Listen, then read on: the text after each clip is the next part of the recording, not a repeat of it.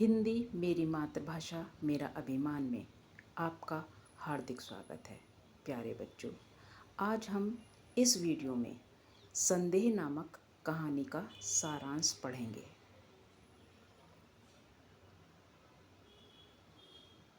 राम निहाल एक पढ़ा लिखा युवक है जो नौकरी की तलाश में श्यामा के घर जाकर किराए पर रहने लगता है।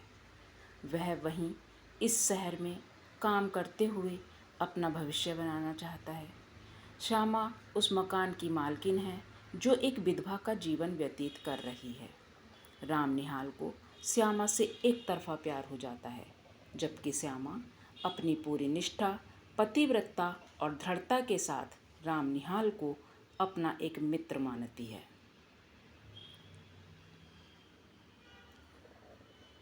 इसी बीच राम निहाल के साथ काम कर रहे परिचित ब्रजमोहन के घर अतिथि के रूप में मोहन और मनोरमा का आगमन होता है।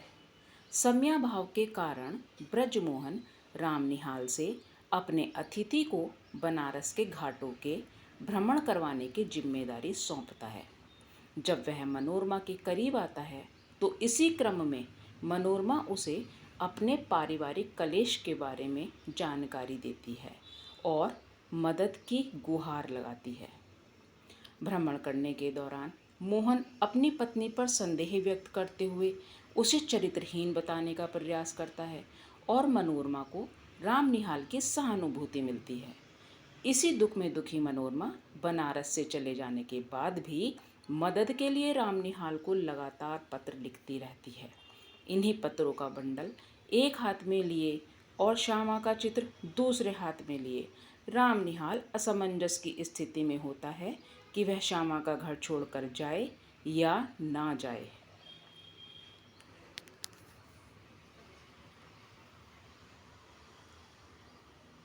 श्यामा का घर छोड़कर जाने का उसे बहुत दुख है, इसलिए उसकी आंखों से धारा प्रवाह आंसू बह रहे हैं।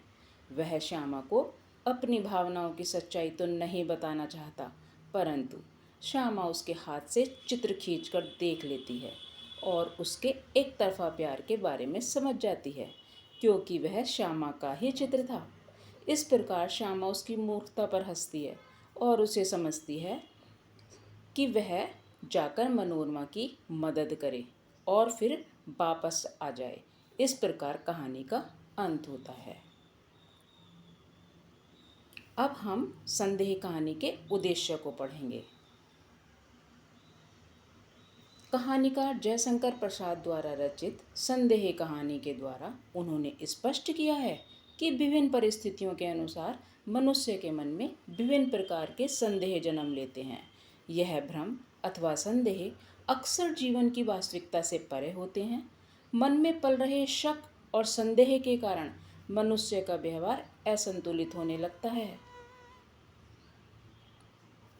वह गलतफहमी का शिकार होकर अजीब सी हरकतें करने लगता है।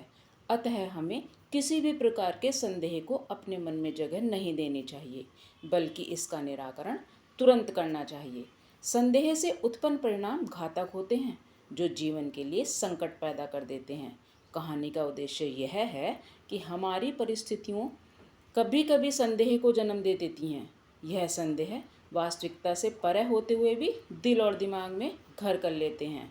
यह संदेह मानव की मानसिकता को भी प्रभावित करते हैं।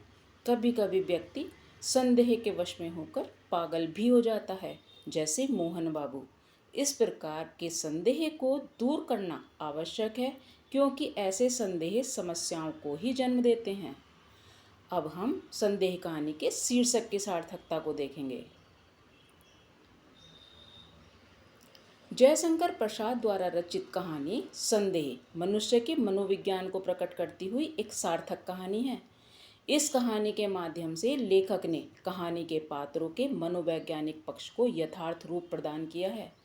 एक और श्यामा के साथ प्रेम के संदेह में राम निहाल अपने जीवन को सकारात्मक रूप देता है, तो दूसरी ओर मनोरमा के चरित्र पर संदेह के कारण उसका पति मोहन बाबू अपने पारिवारिक जीवन को नर्क बना देते हैं।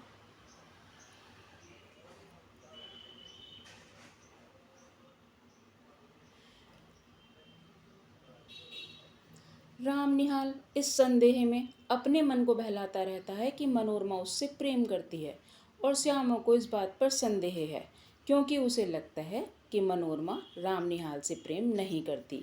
इस कहानी में मनोरमा और मोहन बाबू के बीच कलह को यथार्थ रूप से प्रकट किया गया है और इस कलह का कारण भी संदेह है। यह भी सत्य है कि जहाँ संदेह होता है वहाँ अविश्वास होता है और इसी अविश्वास के कारण कहानी का प्रमुख पात्र राम निहाल भ्रम में भटकता रहता है। एक तरफ तो वह कहता है कि मुझे अपना घर मिल गया है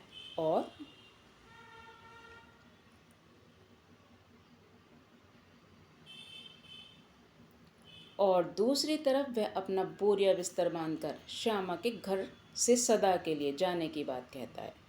वस्तुतः इस कहानी का ताना बाना कहानी के पात्र राम निहाल, श्यामा, मोहन, ब्रजकिशोर एवं मनोरमा के जीवन से संबंधित संदेह पर आधारित है। इस दृष्टि से इस कहानी का शीर्षक संदेह अत्यंत सटीक है। अब इस कहानी से संबंधित प्रश्नों को उत्तर को आप लिखिए और यदि अभी भी आपको कोई संदेह उत्पन्न हो तो बेझिझक पूछ डालिए। Thank you.